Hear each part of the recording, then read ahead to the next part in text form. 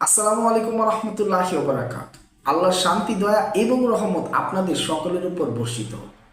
আল্লাহ রাসূল সাল্লাল্লাহু আলাইহি ওয়াসাল্লাম বলেন, বদনজর একটি সুস্থ মানুষকে কবর পর্যন্ত পৌঁছে দিতে পারে। বদনজর একটি সুস্থ উটকে পাতিলা পর্যন্ত পৌঁছে দিতে পারে।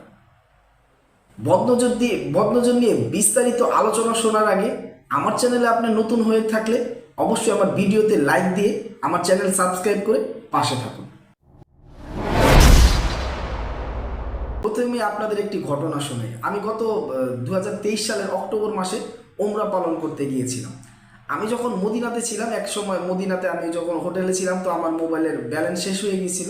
তখন আমি আমার বাবাকে নিয়ে একটি সুপার শপে গিয়েছিলাম মোবাইলের ব্যালেন্স ভরতে। তো এখানে খুব মাশাআল্লাহ খুব সুন্দর একটি বাচ্চা এসেছিল, অ্যারাবিয়ান বাচ্চা, তার বাবার সাথে। তো আমি গাল এরকম করে বলছিলাম কি যে সো সুইট। তো বলার পরে তার বাবা, মানে ওই বাচ্চার বাবা, আমার হাতে ধরে এভাবে টানাটানি করে বলতেছে, কোলো মাশাআল্লাহ, কোলো মাশাআল্লাহ। তো আমি তো আরবি খুব একটা বুঝি না। তো আমি আমার বাবা আবার মক্কাতে 10 বছর আরও প্রায় আমার জন্মের আগে ছিল। তো আমিও আমার বাবাকে জিজ্ঞেস করলাম যে উনি আমার কি বলতেছে। তখন উনি বলতেছে কোলো মাশাআল্লাহ, তুমি মাশাআল্লাহ বলো, তাড়াতাড়ি মাশাআল্লাহ বলো, নাহলে তোরে কিন্তু ছাড়বো না। পরে আমি বললাম মাশাআল্লাহ মাশাআল্লাহ। আসলে এই যে ঘটনাটা বললাম, এই যে অ্যারাবিয়ান এই লোকটা কেন আমাকে বারবার মাশাআল্লাহ বলতে বললো তার বাচ্চাকে সুইট বলার পরে, তার কারণ তারা বদনজরে বিশ্বাস করে। তারা জানে বদনজর সত্য। আমি মাশাআল্লাহ বলে সো সুইট বলেছি, এটা বদনজর লাগতে পারে, সেই বাচ্চার ক্ষতি হতে পারে। আজকে আমাদের সমাজে অহরহ ঘটনা ঘটছে, সংসারে অশান্তি লাগছে, বাচ্চারা শুধু অসুস্থ হয়ে পড়ছে, বাচ্চারা কান্নাকাটি করছে শুধুমাত্র অসুস্থতার জন্য। শুধু কি বাচ্চাদের, আমাদেরও অসুস্থ হয়ে যাচ্ছি এই বদনজরের জন্য। কেন?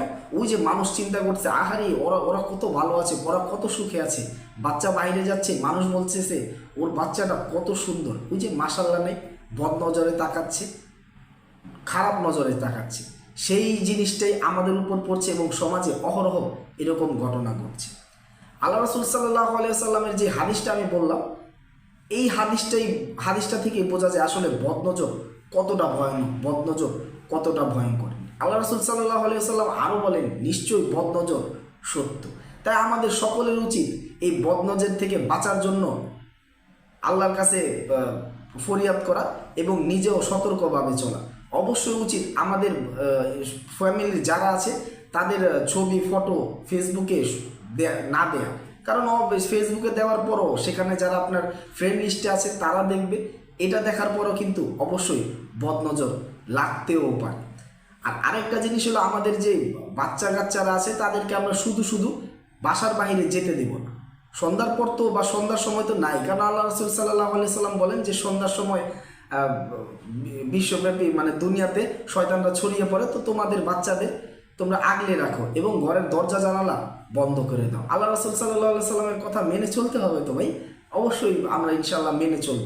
তো বদনজর থেকে বাঁচার জন্য আমাদেরকে সতর্ক থাকতে হবে, আল্লাহর কাছে ফরিয়াদ করতে হবে এবং সর্বদা দোয়া কারাতের উপর থাকতে হবে। আজকের ভিডিও এই পর্যন্তই। আল্লাহ যদি আমাকে সুস্থ রাখে, ইনশাআল্লাহ আল্লাহ আমাকে হায়াতে বাঁচিয়ে রাখলে অবশ্যই আবার দেখা হবে। আসসালামু আলাইকুম ওয়া রাহমাতুল্লাহি ওয়া বারাকাতুহু।